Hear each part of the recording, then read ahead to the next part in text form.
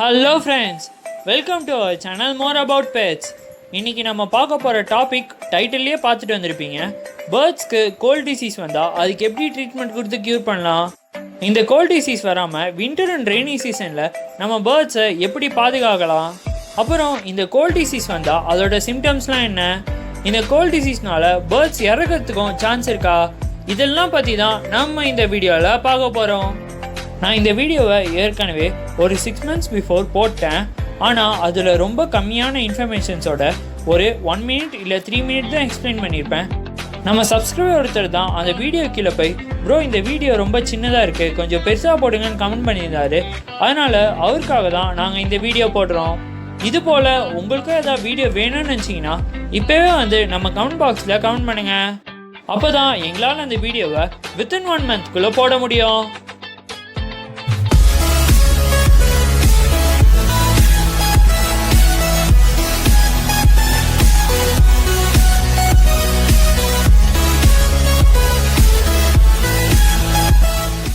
நம்ம டாபிக்குள்ளே போகிறதுக்கு முன்னாடி நம்ம சேனலுக்கு நீங்கள் புதுசாக இருந்தால் கீழே போய் ரெட் கலர் சப்ஸ்கிரைப் பட்டனை ப்ரெஸ் பண்ணி பக்கத்தில் ஒரு பெல் ஐக்கான் இருக்கும், அதை கிளிக் கொடுத்து ஆல் என்ற ஆப்ஷனை செலக்ட் பண்ணிக்கோங்க. ஏன்னா அப்போ தான் நாங்கள் டெய்லியும் கரெக்டாக 1 o'clock போஸ்ட் பண்ணுற வீடியோஸ்லாம் உங்களுக்கு நோட்டிஃபிகேஷனாக வரும். ஹே நண்பா, நம்ம சேனலுக்கு யாராவது ஸ்பான்சர் பண்ணணும்னு நினச்சா, இல்லை உங்களோட ஆட்ஸ், உங்களோட பிராண்ட் இன்டிகிரேஷன், பிராண்ட் ப்ரொமோஷன் ஏதாவது பண்ணணும்னு நினச்சா அதுக்கான வாட்ஸ்அப் நம்பர் இங்கே டிஸ்பிளே ஆகுது. அப்படி இல்லாமல் மற்ற வேறு ஏதாவது பொருளை நீங்கள் ப்ரொமோட் பண்ணணும், நம்ம சேனல் வியூவர்ஸ்க்கு தெரிவிக்கணும் அப்படின்னு நினச்சிங்கன்னா அதுக்கான இது எங்கள் வாட்ஸ்அப்பில் கேளுங்க. பெஸ்ட்டான ஆஃபர்ஸ் உங்களுக்காக காத்துட்ருக்கு. பக்காவாக மிஸ் பண்ணாமல் யார் ஃபஸ்ட்டு வரீங்களோ அவங்களுக்காக ஃபஸ்ட்டு வீடியோ காத்துட்ருக்கு ரெடியாக. சரி வாங்க டாபிக்குள்ளே போகலாம். இந்த கோல்ட் டிசீஸ்க்கான ட்ரீட்மெண்ட்டை பார்க்குறதுக்கு முன்னாடி ஃபஸ்ட்டு நீங்கள் கோல்ட் டிசீஸ்னால் என்னென்னு தெரிஞ்சுக்கணும். கோல்டு டிசீஸ்னால் நார்மலாக மனுஷங்களுக்கு எப்படி வின்டர் அண்ட் ரெய்னி சீசனில் கோல்டு ஃபீவர்லாம் வருதோ அதே மாதிரி தான் பேர்ட்ஸ்க்கும் இந்த மாதிரி கோல்டு ஃபீவர்லாம் வரும். அதாவது இதுக்கான ரீசன் சொன்னால் உங்களுக்கு இன்னும் புரியும்னு நினைக்கிறேன். அதாவது வின்டர் அண்ட் ரெய்னி சீசனில் கிரவுண்ட் வாட்டரோட டெம்பரேச்சர் சேஞ்ச் ஆகும், அப்புறம் பேர்ட்ஸ் கேஜுக்குள்ளே இருக்க டெம்பரேச்சரும் சேஞ்ச் ஆகும். அதாவது சிம்பிளாக சொன்னால் வின்டர் அண்ட் ரெய்னி சீசனில் பேர்ட்ஸ்க்கு குளிர் எடுக்க ஆரம்பிக்கும். இது எப்படி அவாய்ட் பண்ணுறதுன்னு நான் ப்ரிகாஷனில் சொல்கிறேன். இந்த வின்டர் அண்ட் ரெய்னி சீசன்லாம் நம்ம மாதிரியான ஹியூமன்ஸ்க்கு ரொம்ப ஈஸியாக அதை கடந்துடலாம். ஆனால் சில வீக்கான பேர்ட்ஸ் எல்லாம் இந்த வின்டர் அண்ட் ரெய்னி சீசனில் உயிர் வாழ்கிறதே ரொம்ப கஷ்டம். சரி, இப்போ இந்த வின்டர் அண்ட் ரெய்னி சீசனில் நம்ம பேர்ட்ஸ்க்கு இந்த கோல்ட் டிசீஸ் அஃபெக்ட் ஆகாமல் நம்ம எப்படி காப்பாற்றுறதுன்னு பார்த்தோன்னா, உங்கள் பேர்ட்ஸ்க்கு நீங்கள் கரெக்டான வின்டர் கேர் எடுக்க தெரிஞ்சிருக்கணும்.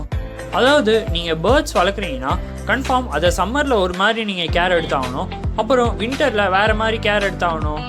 அதனால் உங்களுக்கு வின்டர் கேர் பேர்ட்ஸை எப்படி எடுக்கிறதுன்னு தெரியலன்னா நான் how to take care of birds in winter season அப்படின்னு ஏற்கனவே ஒரு ப்ரீஃபான வீடியோ போட்டிருக்கேன்.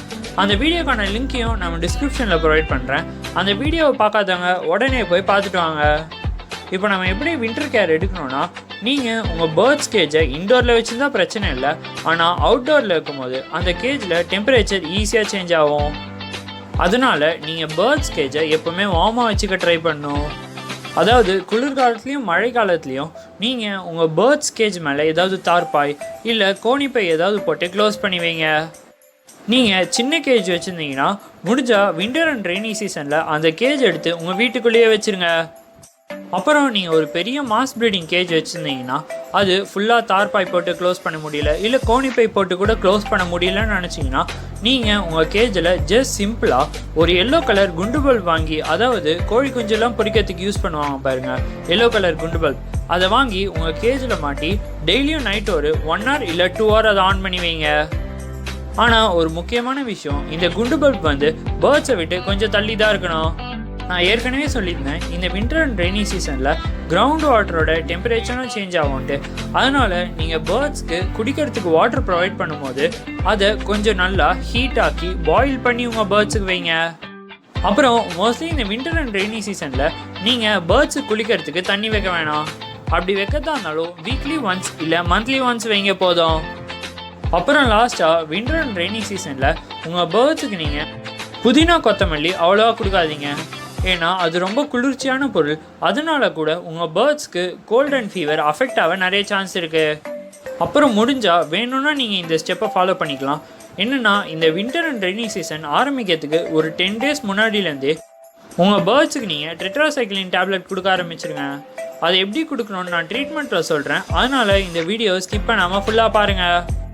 சரிடா, இந்த டிசீஸ் வந்து பேர்ட்ஸுக்கு வராமல் எப்படி தடுக்கிறதுன்னு சொல்லிட்டேன். ஆனால் இது பேர்ட்ஸுக்கு வந்தால் எப்படிடா கண்டுபிடிக்கிறது, அதுக்கான சிம்டம்ஸ் என்னன்னு நீங்கள் கேட்டிங்கன்னா அதை இப்போ சொல்கிறேன் வாங்க.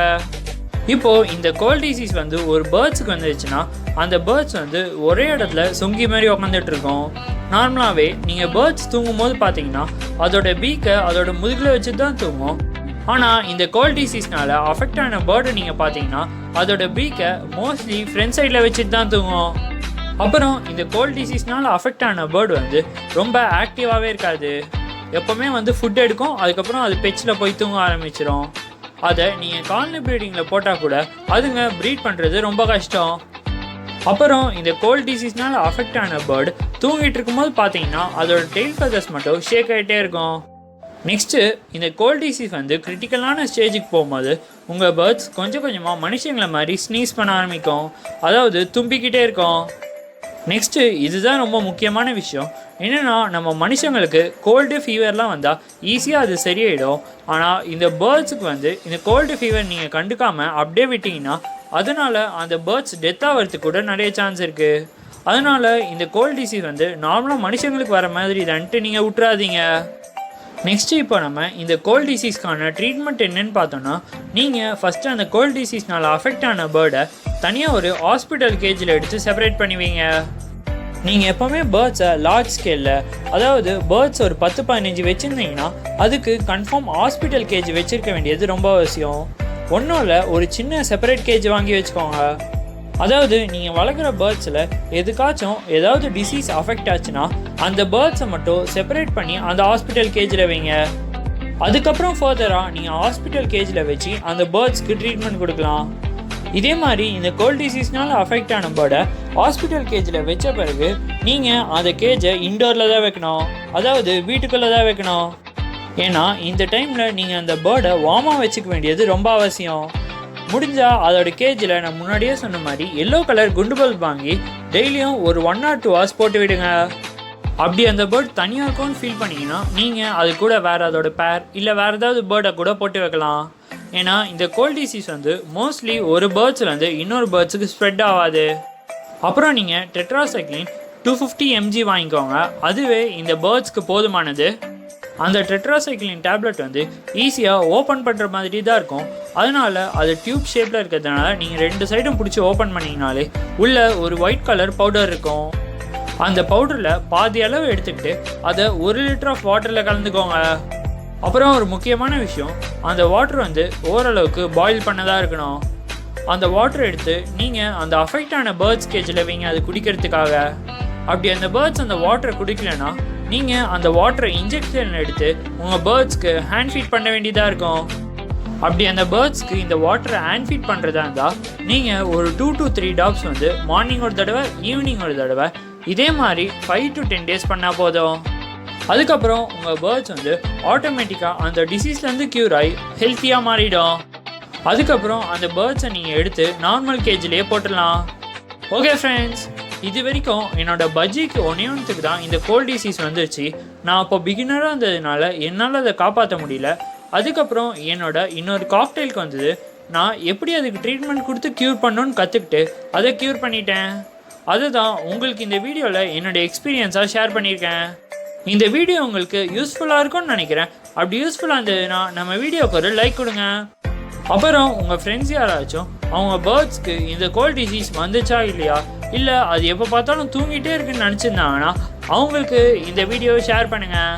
மேலும் இது போன்ற வீடியோ தான் வேணும்னு நினச்சிங்கன்னா மறக்காமல் கீழே கமெண்ட் பண்ணுங்கள். தேங்க்ஸ் ஃபார் வாட்சிங். Subscribe for more videos. Hello நண்பா, நான் போடுற வீடியோஸும் என் சேனலும் உனக்கு பிடிச்சிருந்துச்சுன்னா என்னை ஃபாலோ பண்ண நினச்சினா அதுக்கான லிங்க் டிஸ்கிரிப்ஷனில் இருக்குது.